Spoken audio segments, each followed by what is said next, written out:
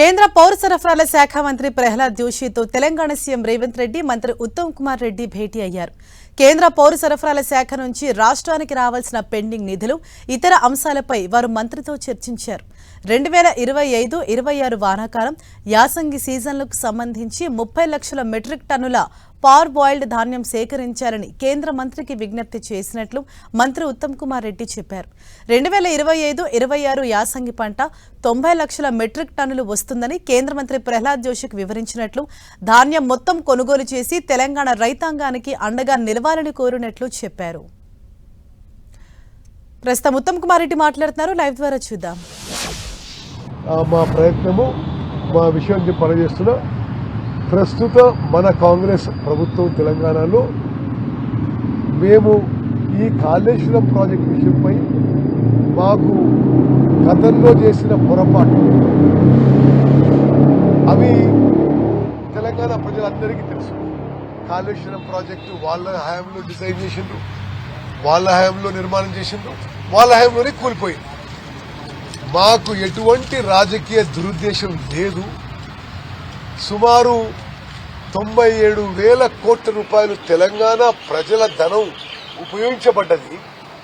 దాని కింద ఇప్పుడు సంవత్సరానికి మేము ఇంట్రెస్టే సంవత్సరానికి 10,000 కోట్లు కడుతున్నాం. కాళేశ్వరం ప్రాజెక్టు కింద తీసుకున్న అప్పు కింద సంవత్సరానికి 10,000 కోట్ల ఇంట్రెస్టే కడుతున్నాం, వడ్డీ. మాకు అయినా ఇవన్నీ సరే ఆ విజిలెన్స్ కమిషను, ఈ జ్యుడిషియల్ కమిషన్ రిపోర్టు, వాటి పని చట్టపరంగా జరుగుతూనే ఉంటుంది. మేము ఇంత ధనం, ప్రజాధనం ఉపయోగించబడ్డది కాబట్టి ఆ కాళేశ్వరం బ్యారేజెస్ ని ఒక సైంటిఫిక్ గా, ఒక లాజికల్ గా, ఎక్స్పర్ట్ అడ్వైస్ తో ఏ విధంగా రిపేర్ చేయాలి, రీహాబిలిటేట్ చేయాలనే ఉద్దేశంతో ముందుకు పోతున్నాము. తెలంగాణ ప్రజలు చాలా స్పష్టంగా మరి గమనిస్తున్నారు.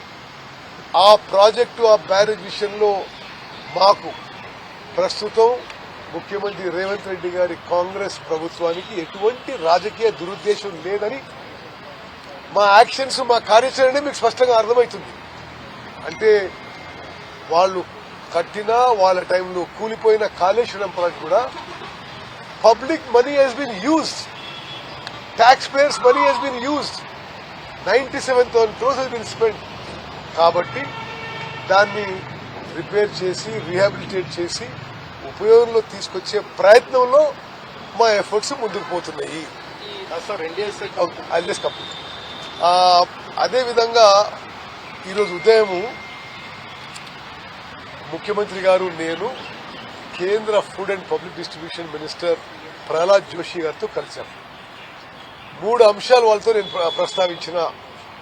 ఒకటి, స్వతంత్ర భారతదేశంలో ఎక్కువ వరి పండించే రాష్ట్రం ఇప్పుడు తెలంగాణ రాష్ట్రం. ఈ పంట ఈసారి యాసంగి పంట 148 లక్షల మెట్రిక్ టన్నులు, దాంట్లో 90 లక్షల మెట్రిక్ టన్నుల వరి ధాన్యాన్ని కొనుగోలు చేయడానికి మా ప్రభుత్వం ముందుకు పోతున్నాం, ఏర్పాటు చేసుకున్నాం. ఆ ధాన్యంలో మేము కేంద్ర ప్రభుత్వం యొక్క ఎంఎస్పీ విధానం ప్రకారం పర్చేస్ చేస్తున్నాము. ధాన్యం కొనుగోలు చేసిన 48 గంటల్లో, ఈ దేశంలో ఎక్కడ జరుగుతలేదు, 48 గంటల్లో రైతుల ఖాతాలో ఎంఎస్పీ అమౌంట్ పడుతున్న విషయం కూడా కేంద్ర ప్రభుత్వానికి తెలియజేసి, మరి మేము సేకరించిన, ప్రొక్యూర్ చేసిన ధాన్యంలో 30 లక్షల బాయిల్డ్ రైస్ కేంద్ర ప్రభుత్వం తీసుకోవాలి, 5 లక్షల రా రైస్ కేంద్ర ప్రభుత్వం తీసుకోవాలని చెప్పి ప్రహ్లాద్ జోషి గారిని పొద్దున కలవడం జరిగింది. వారు పాజిటివ్ గా రెస్పాన్స్ చేసిండ్రు. మరి వాళ్ళ అంగీకారం లిఖితపూర్వకంగా త్వరలో వస్తుందని చెప్పి నేను ఆశిస్తున్నాను. అదేవిధంగా 10 ఏళ్ల క్రితం నుంచి 2013 నుంచి 2014 నుంచి ఒక 1,468 కోట్లు కేంద్ర ప్రభుత్వం, రాష్ట్ర ప్రభుత్వం సివిల్ సప్లైస్ డిపార్ట్మెంట్కి ఇవ్వాలి. ఆ విషయంలో కూడా ప్రహ్లాద్ జోషి గారిని అడగడం జరిగింది. 3వ విషయం, ఇది ఎఫ్ఆర్కే విధానం ఉండేది. అంటే రేషన్కి కానీ, బడి పిల్లలకు కానీ, హాస్టల్స్ కి ఇచ్చే బియ్యాన్ని కొంత న్యూట్రియంట్స్ కలిపి పౌష్టిక ఆహారం కింద ఇచ్చేవాళ్ళు. అది కేంద్ర ప్రభుత్వం ఆ స్కీమ్ని మొత్తం ఆపేసింది. మరి అది ఏ రాష్ట్రంలో ఏం జరిగిందో మాకు తెలియదు, కానీ తెలంగాణ రాష్ట్రంలో ఈ విధానం కొనసాగిస్తే మీకు అది కేంద్ర ప్రభుత్వ విధానం కొనసాగించమని చెప్పి మేము విజ్ఞప్తి చేస్తాం.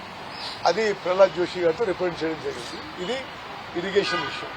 రాజశేఖర్ గారు, ఎన్డీఎస్ఏ కమిటీలో మరమ్మతులకు సంబంధించి ఎలాంటి సూచనలు చేయలేదు కదా సార్ కమిటీ రిపోర్టు? ఎన్డీఎస్ఏ రిపోర్టా? ఎన్డీఎస్ఏ రిపోర్టు ఏం జరిగింది అని చెప్పింది, కానీ మరమ్మతుల గురించి అలా ప్రస్తావించలేదు కదా సార్. అంటే కొన్ని గైడ్ లైన్స్ ఇచ్చింది.